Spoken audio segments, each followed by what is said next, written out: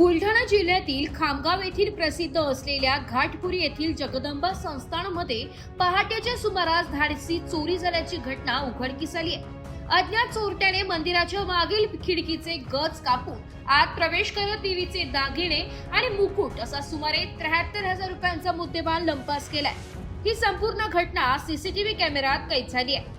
पोलिसांनी दिलेल्या माहितीनुसार नेहमीप्रमाणे मंदिराचे पुजारी संजय शर्मा हे सकाळी मंदिरात आले असता त्यांना चोरी झाल्याचं निदर्शनास आले। अज्ञात चोरट्याने मध्यरात्री 3 वाजेच्या सुमारास मंदिराच्या मागील बाजूची लोखंडी खिडकी कापून आत प्रवेश मिळवला।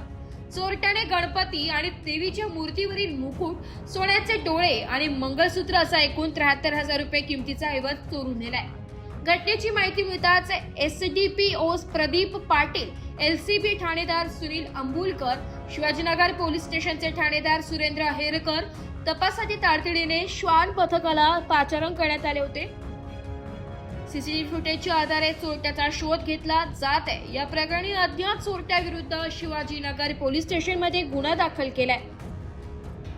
ब्युरो रिपोर्ट, व्हायरल विषय, बुलढाणा।